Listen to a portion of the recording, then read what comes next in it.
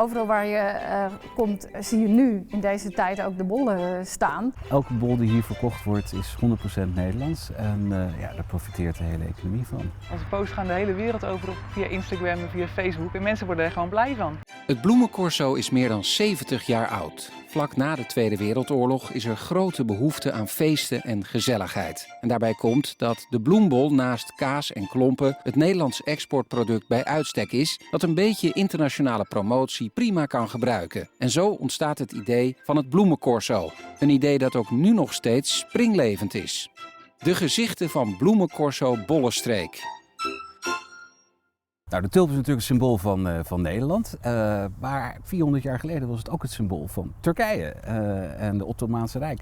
En die tulp is eigenlijk botanisch gezien komt die nog verder oostwaarts, uit Centraal-Azië op de grens tussen China en Kirgizistan. En zo langs die oude zijderoute belanden die in de 12e eeuw in Turkije. En daar zijn ze het als eerste gaan waarderen. Daar heb je ook de eerste afbeelding van een tulp op een tegeltje van een paleis van een sultan. En die waardering voor die tulp die werd ook weer overgebracht in de diplomatieke uitwisselingen. Dus als ambassadeurs op bezoek kwamen bij de sultan kregen ze altijd een paar bolletjes mee als diplomatiek geschenk. De eerste tulp die ooit in Nederland voorkwam, of althans bloeide, is in Leiden, in de Hortus, botanicus van de universiteit. Daar werkte een hoogleraar en hij reisde heel veel rond in Europa en had heel veel contacten met geleerden en andere wijsgeren. En vanuit Turkije heeft hij tulpenbollen meegenomen. Toen heeft hij ze in de Hortus botanicus geplant. En de eerste tulp die dus in Nederland groeide, is dus in de Hortus botanicus geweest in Leiden in 1594. De exclusieve bloem trekt al snel de aandacht van rijke stedelingen. Het kweken en bemachtigen van nieuwe, bijzondere variëteiten bollen wordt onder de happy few binnen de kortste keren een rage. Voor de regio zorgt de bollenteelt voor een enorme economische impuls. Zeldzame soorten blijken hun gewicht in goud waard. Eind 16e eeuw wordt die tulp, zeker onder de elite, maar vooral in de vorstenhuizen, heel populair. En dan is hij natuurlijk nog heel bijzonder, heel luxe, dus ook duur. Maar ja, goed, zij kunnen dat betalen. Kort na 1600 beginnen de prijzen van tulpenbollen te stijgen en er ontstaat een grote tulpenhandel. In Haarlem worden recordprijzen betaald voor de bollen. Je hebt een aantal populaire, zeldzame tulpenbollen, waaronder de Semper Augustus. En die bracht in de toptijd 6000 gulden op. En voor 6000 gulden had je ook een grachtenpand in Amsterdam. De tulpenmanie was een hoos in de tulpenhandel en die vond plaats tussen 1634 en 1637. Anno nu zijn de kosten voor een bloembol op de wereldmarkt een stuk lager dankzij de Nederlandse kwekers. Inmiddels is natuurlijk heel veel veranderd, ook in de teelt. En kunnen we heel veel machinaal doen en zijn eigenlijk de bollen voor iedereen bereikbaar. En wij hebben een webshop en we verkopen gewoon aan mensen in heel Europa. En de pakketjes gaan per post en iedereen kan een paar bollen in zijn tuin planten. Marlies Weijers en Linda van der Slot zijn twee hartsvriendinnen die elkaar hebben leren kennen op de middelbare school in de Bollenstreek. Ze trouwen allebei met een kweker. Bij Marlies in de schuur bouwt de Noordwijkerhoutse ploeg aan hun eigen wagen. En dat brengt veel gezelligheid mee in de stille schuur. Ondertussen bloeien op het land de tulpen en narcissen. Het kleurrijke promotiemateriaal voor social media. We zijn begonnen ooit inderdaad met de narcissen die in de bloei kwamen en een foto gaan posten.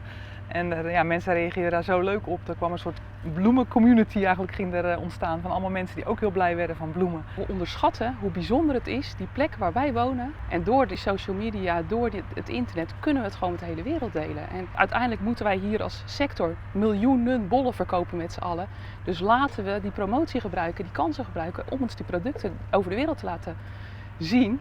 En zodoende dat ook degene die aan de andere kant van de wereld in de supermarkt of in een tuincentrum loopt ook denkt, oh ja, kijk, als ik dit plant, dan krijg ik dit. In het buitenland hebben de Nederlandse kwekers een meer dan positief imago. Er zijn een heleboel dingen goed in Nederland, maar we zijn echt uniek in die bollenteelt. En er wordt meer dan €1 miljard per jaar aan bolbloemen en bloembollen geëxporteerd. Ja, dat is alleen dankzij ook dit soort evenementen als het bloemencorso.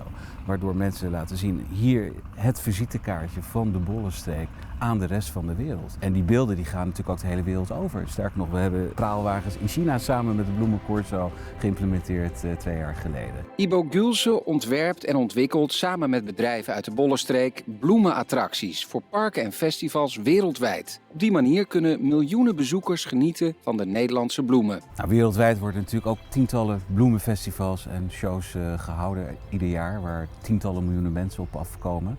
Maar de Bollenstreek en het Bloemencorso hier is wel het grootste bloemencorso ter wereld met 800.000 bezoekers. En al die 800.000 bezoekers die gaan allemaal weer naar huis met een positief gevoel bij bloemen. Ja, en dat leidt automatisch tot natuurlijk een betere consumptie van bloemen. Helaas is er vanwege corona ook dit jaar geen corso. Volgend jaar dan maar weer, hè? Ja, absoluut. Weet je, dit is zo'n belangrijk onderdeel van de identiteit van de Bollenstreek. En een visitekaartje voor de Nederlandse bollenindustrie. Dus ik weet er zeker dat het weer terug gaat komen. En die toeristen ook. Wij ontvangen hier ook bezoekers op het veld, normaal gesproken in geen coronatijd.